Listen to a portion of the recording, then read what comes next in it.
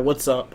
So I'm making this video for a friend to just kind of show around the new vSphere web client for ESXi 5.5. But I figure I may as well put it on YouTube too, just to make it publicly available, because I don't know, the web client is interesting. It's actually very different from the standalone client. Which, you know, most of the times when a company will switch over to a web client from a standalone, they just kind of take the standalone client and then integrate it into a web client. And it's either usually exactly the same. Here, it's really different. So if you're used to the standalone client for vSphere, then you're gonna take some getting used to. But everything's moving toward the web client because vSphere only worked on Windows. You can only access it from a Windows machine. And now, of course, with the web client, you can access it from anything with a browser. So, anyway, you know, you first log in here. I have it set as a favorite up top, right there, but anyway. So you log in. Yeah, I know I'm showing my username online, which probably isn't the best thing in the world, but I don't care. You can't see my password. Anyway, you log in, and it brings up this. We've got a message of the day. What is our message of the day? Oh, yeah. Unauthorized access may result in dismemberment or spontaneous facial explosions. Okay, yeah. That's our message of the day. So anyway, once you're at the home, this is where you first come in. You kind of want to... It can be kind of confusing at first to figure out, you know, where you go to get to things. So usually have like your all this stuff over here kind of correlates over here, you know, vCenter orchestrator. Anyway, just go to vCenter, and over here you've got your vCenter servers, which is just for us we only have one since this is just a home data center. We have one vCenter server, and that's just the server that's running our vSphere client, vCenter. So you can go down, you can just see the different things, you know, the data centers. We just have one data center. It's got 3 hosts, although right now one of them has been decommissioned and turned into a Steam box, so 2 active hosts, and you can actually see if you go to hosts here, one of them is disconnected. But, yeah, that is actually currently running Steam. It's a Media Center PC. Wow, this one's got really high memory usage. I'll probably set this up on 12. Anyway, so virtual machines down here, and these are all of our virtual machines. We don't have them all on at the moment. Router access is giving a warning, not just warning it doesn't have antivirus. Or no, warning that memory usage is high. I'm actually going to upgrade that memory usage. In fact, I'll show you how to upgrade it right now.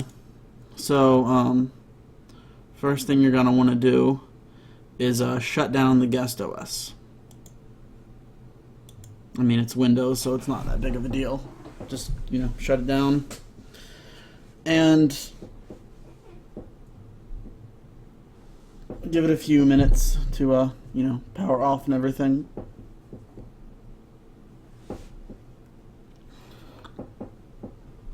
Come on.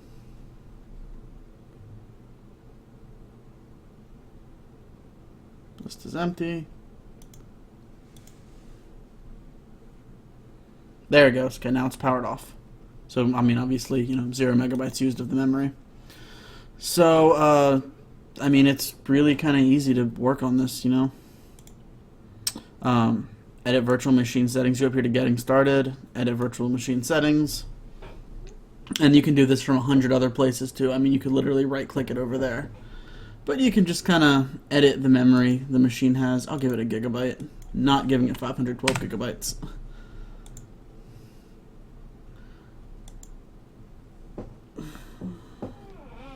So it now has 1 gigabyte of memory, and we'll power it back on.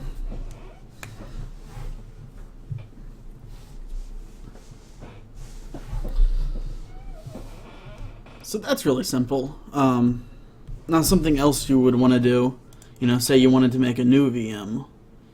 You would go, for me, I mean, again, there's 100 other ways to do this in here, but I usually go to hosts, then go to whichever host I want, and then go to getting started, and then say create new virtual machine. You can create a new one, deploy from a template, clone an existing, clone a VM template, clone, convert. I mean, you can do any kind of thing in the world you want. We'll create a new one for now. I'm not actually going to make a new one. This is just for the video demo, so we'll do demo video. The location, discovered virtual machines. Well, we want home lab. We want it on this host because the first one was using up quite a bit of memory, so we'll set that.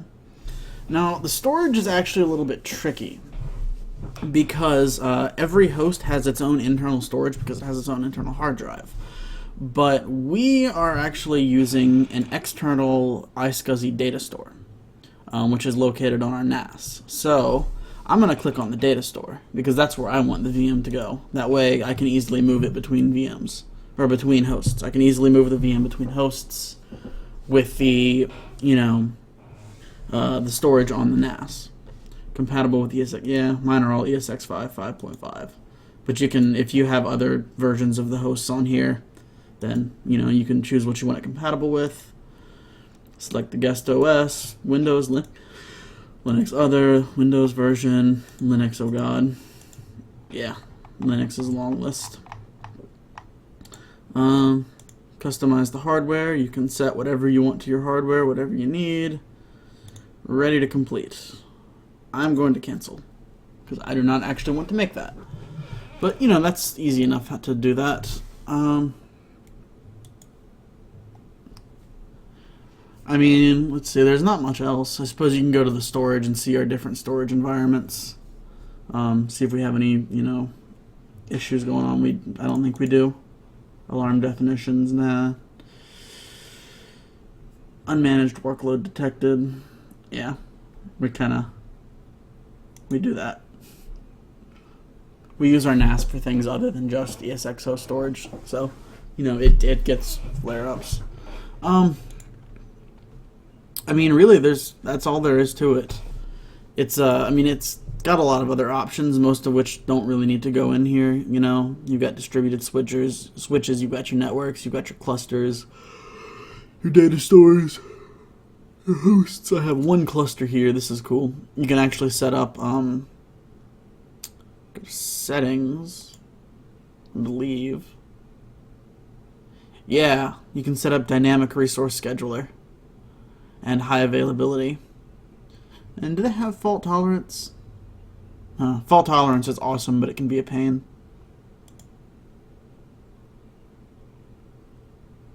Yeah, high availability and DRS. I actually don't have them set up right now because I do things on our hosts and I don't want it to shut down a host because then it can be a pain to get it back up and running for a quick test of something. But yeah, I mean, you can do different things with dynamic resource scheduler. So that's basically the VMware vSphere web client. So your VMs are all here.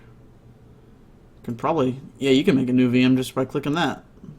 Yeah, there you go. Or I think that's imports. No. That's other stuff. You can do so much in this. Anyway, so that was just kind of a quick overview of some basic things in the new vSphere web client. Have a good one.